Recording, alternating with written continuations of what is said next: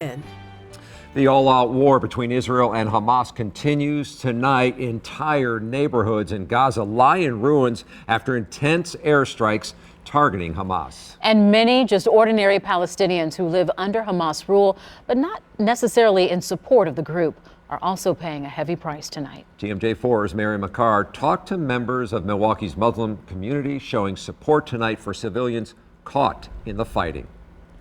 The violence in Gaza is felt by people here in our region. Hundreds gathered outside the Islamic Society of Milwaukee to show their support for the rising number of innocent lives lost in the crossfire. Heaviness in the air at a Tuesday rally where Milwaukeeans raised Palestinian flags and cheered for peace. Free, free Palestine! Free, free Palestine! What we want is freedom for all. Cries of support. We just want to live with peace and justice, that's all. For innocent citizens in the Gaza Strip caught in the crossfire. Hundreds gathering to honor lives lost as a result of the war between Hamas and Israel. Wasim Mohammad is a Palestinian who moved to the United States for college. He says his friend's father was killed among the violence. I'm feeling very, very bad. A member of the Islamic Society of Milwaukee, Mohammad Hamad, also losing his sister to an airstrike on Gaza. 66-year-old Faheemah Jameel Hamad was at a refugee marketplace when she was killed.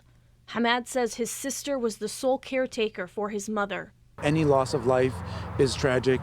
When it hits home, though, it feels different. One of his high school friends also lost his wife and 6 children. Munjed Ahmed, a board member with the Islamic Society, says the show of support represents solidarity with those suffering a world away. People came here in large numbers because they know that the Palestinian people have suffered long enough. They've endured. They've been as patient as they can.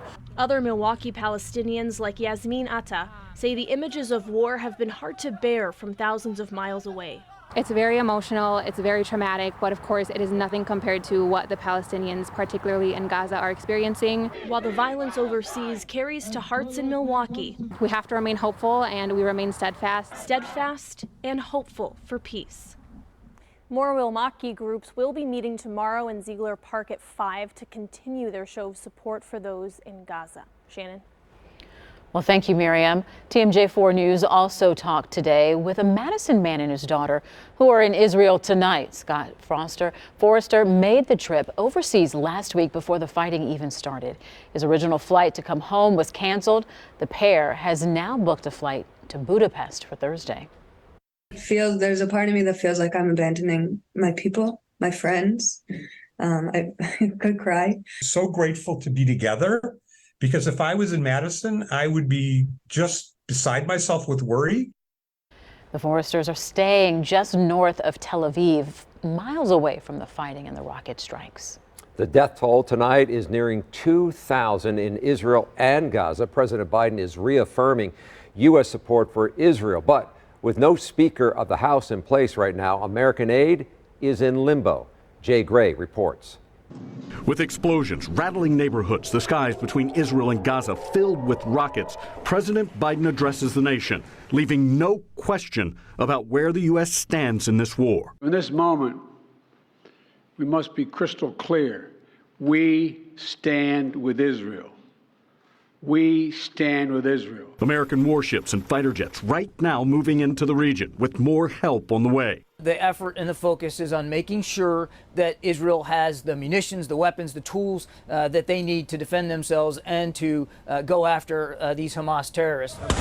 But funding and full-scale support can't come without congressional approval, and that won't happen until the House elects a new speaker. But if we don't have a speaker, we can't put anything on the floor, and we're paralyzed. The Republicans campaigning for the job, Jim Jordan and Steve Scalise, continue to meet with members, various GOP voting blocs, and state delegations looking to win support. 2 young women, 3 other young men.